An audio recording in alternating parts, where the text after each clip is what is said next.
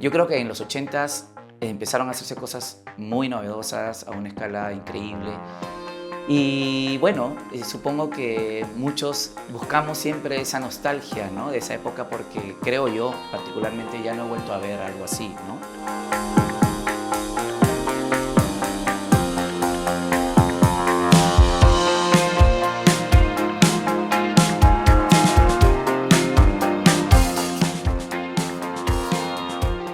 Los avances tecnológicos que marcaron la década de los 80 que yo recuerdo, seguro han sido muchos, pero principalmente el que a mí me sorprendió y me gustó mucho fue el Walkman, ¿no? Cuando apareció este dispositivo portátil que era para reproducir música, básicamente a través de los cassettes, y también a través del Walkman podías escuchar radio.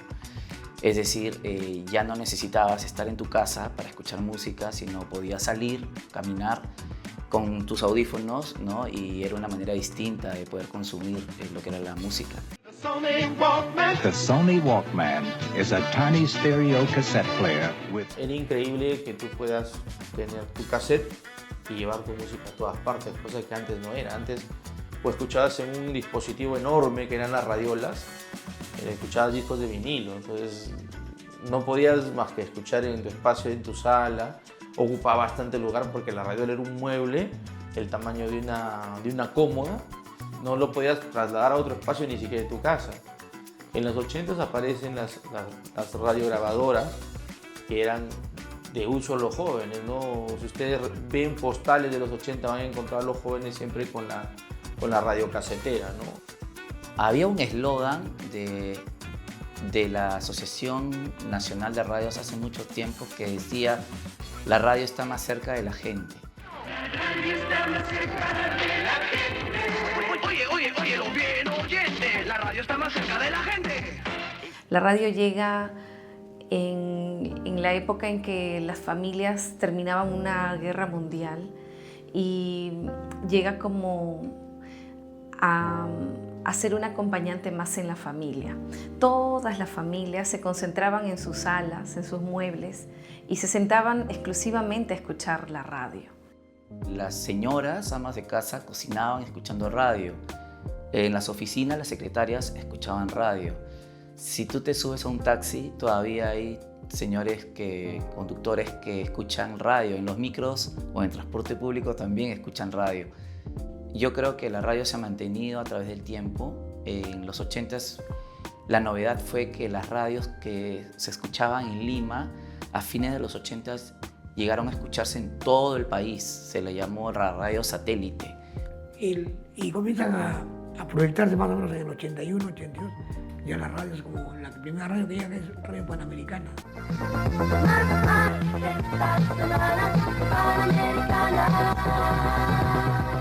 Y ahí sale acá 96.1.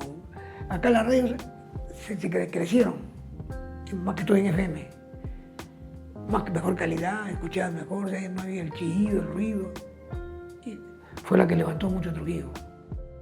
La evolución tecnológica nos permite cambiar de la amplitud modulada a la frecuencia modulada. Lo digital empieza a aparecer en esa época, donde cambiamos a una frecuencia más comercial, ¿sí? La frecuencia modulada es una señal más nítida y eso sí es limitada porque no llega a los rincones más alejados del país, son en zonas urbanas, pero es la más comercial. Cuando apareció MTV en el año 1981, el primer video que MTV programó en todos sus canales en Europa y en Estados Unidos fue la canción Video Kill the Radio Stars de The Buggles, que era un tema del año 79. Pero el nombre de la canción significa el video mató, asesinó, ¿no?, a las estrellas de radio. ¿Por qué? Porque MTV venía con esa consigna de que tú ya no escucharas música, sino que vieras la música a través de videos clips. Pero ahora MTV ya va a cerrar. ¿Qué significa? Que la radio continúa. Significa que creo que es un medio que no lo pueden desplazar así nomás, ¿no? Entonces, bueno, larga vida a la radio, pues, ¿no? La transición que tuvo la televisión de pasar a blanco y negro a ahora ver programas de colores, ya veías la ropa, los colores de las tez de las personas. Porque en los 80 era blanco y negro. Hasta la señal que emitían los canales, porque la gente lo recepcionaba en televisión blanco y negro. Ya más o menos para el mundial que hubo, ahí comienzan ya a proyectarse. Gente compra su televisor ya a colores. Acceder primero a los equipos de televisión modernos también era limitante. Eran costosos, no todas las familias podían acceder. De la cuadra o del barrio tenía solo una familia, compraba el televisor a colores y todos se iban allí a ver, ¿no? Todos los vecinos. La gente de Zaragoza compraba y alquilaban. Había gente que ganaba porcentaje porque ponía la escalera, gradas y alquilaba para que vean televisión, los programas que tenían.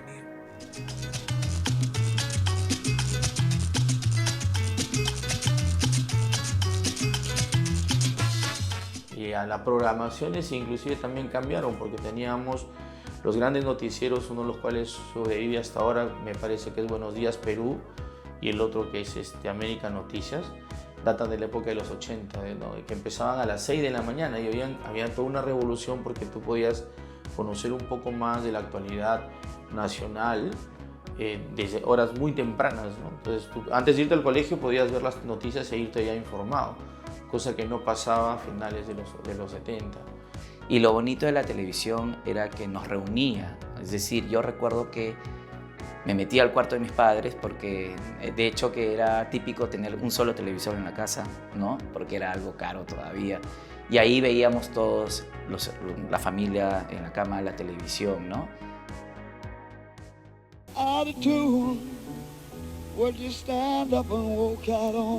Pero ella en la época del 80 ya existía el teléfono, pero no era accesible a todas las personas. Era difícil instalar un teléfono, caro, cada día caro, porque te mandaban el récord de llamadas de cada mes. Tú tenías que chequear si ciertamente eran tus llamadas, ¿no? Y si hacía reclamos, porque excesivamente salían los recibos muy altos. Por ejemplo, para llamar al extranjero, había que medido, minutitos podíamos hablar, porque era demasiado caro llamar al exterior con teléfono. Antes no había un Google Maps, por ejemplo. Si tú tenías que ubicar un lugar, tenías que comprar tus mapas que vendían en el centro y te tenías que ubicar a través de unos mapas impresos, ¿no? Para ver qué calle podías llegar. Si querías buscar a una chica que te gustaba, ahora todo es más fácil en el WhatsApp, ¿no? Pero antes tenías que llamar a su casa y si te contestaba su papá y te daba roche hablar con el papá, cortabas.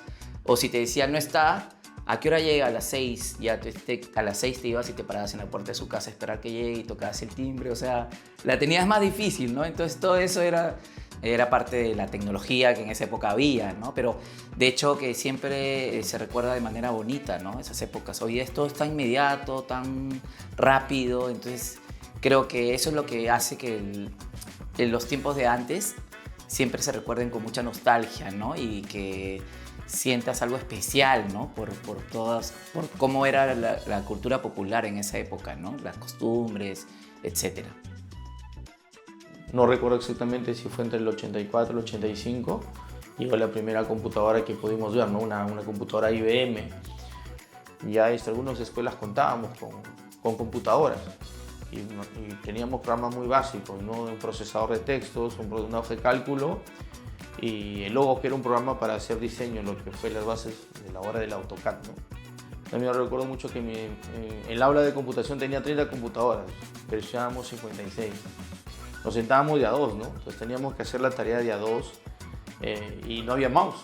Entonces tenías que aprenderte los comandos, no era con comando, ¿no? Entonces de alguna manera siempre los 80 fue una década de transición entre lo analógico y lo digital que ya se consolidó en los 2000, ¿no?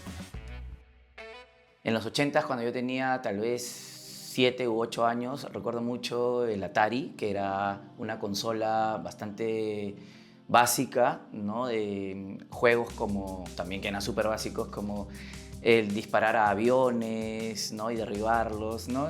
La verdad es que ahora suena un poco gracioso, Pero así nos divertíamos. De hecho, que a través de un videojuego también nos reuníamos la familia, los hermanos o algunos amigos.